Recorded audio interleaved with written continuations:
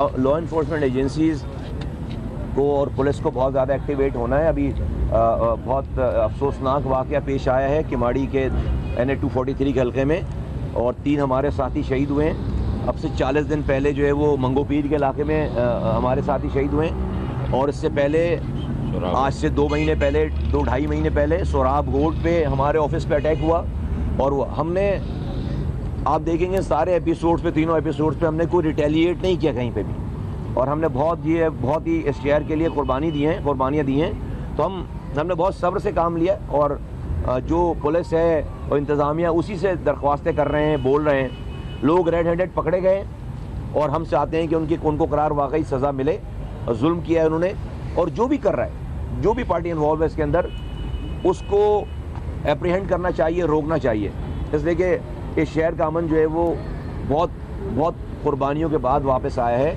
اس کو we would be the last person, ہم لوگ آخری لوگ ہوں گے جو خدا نہ خواستہ اس امن کو کہیں سے نقصان پہنچائیں. ہم اپنی جانیں دے رہے ہیں, ابھی ہمارے ساتھیوں کی جانیں گئی ہیں, لیکن ہم نے کوئی ریٹیلیٹ نہیں کیا ہے. اور ہمیں امید ہے کہ اللہ تعالیٰ جو ہمارے لا انفورسمنٹ ایجنسی سے لوگ ہیں ان کو جو ہے وہ طاقت دے, ہدایت دے, اور وہ ہمیں جو ہے انصاف فراہم کریں. یہاں تک بات کی آپ نے دوسری بات کی, دیکھیے گون آر دا ڈیز, ایسا نہیں ہے. سب جو بولنے میں سوچنے میں کسی کو کوئی اختیار نہیں. ہم یقین کریں, آپ لوگ جب پوچھتے ہیں تو مجھے خیال آتا ہے, ورنہ ہمیں خیال بھی نہیں آتا.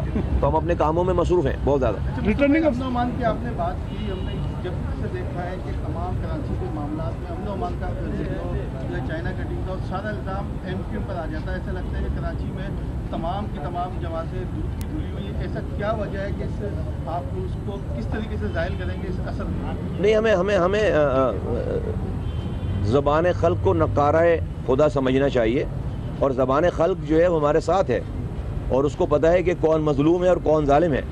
اور جو زبان خلق ہے وہ جو اللہ کی مخلوق ہے اس شہر میں, آپ دیکھیں ہم نے کتنے بڑے بڑے جلسے کیے. ہم روزانہ کی ہماری ایکٹیویٹیز ہیں, کسی اور کی ایکٹیویٹی نہیں ہے. تو اگر خلق ہمارے ساتھ نہیں ہوتی تو ہم تو گھروں سے نہیں نکل سکتے. تو ہمیں اس پرسیپشن پہ جو دشمن اور مخالفین جو جھوٹ بولتے ہیں, ہمیں اس پہ زیادہ پریشانی اس لیے نہیں ہے کہ جن لوگوں کو وہ ورغلانے کی کوشش کر رہے ہیں وہ ان کے ورغلانے میں آ نہیں رہے. عوام ہم سے الحمدللہ روزانہ جڑتی چلی جا رہی ہے, بلکہ ساری قومیتوں کے لوگ آج اگر سوراب گوٹ پہ ہمارا اقبال محسود ہمارا کینڈیڈیٹ ہے تو پختون ہمارے ساتھ ہے نا شہر کے.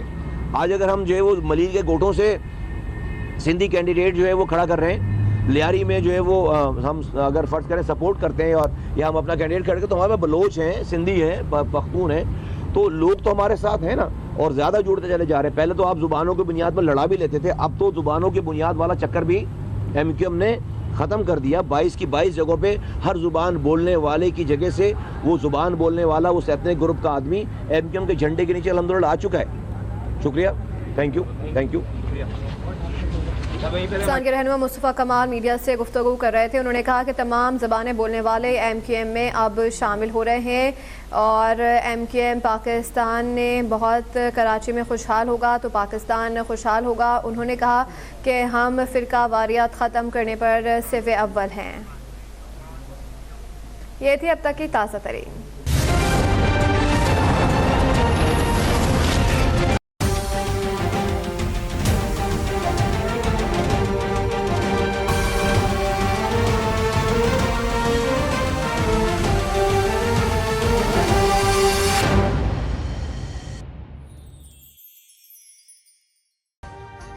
ابھی سبسکرائب کریں تاکہ کوئی خبر رہ نہ جائے.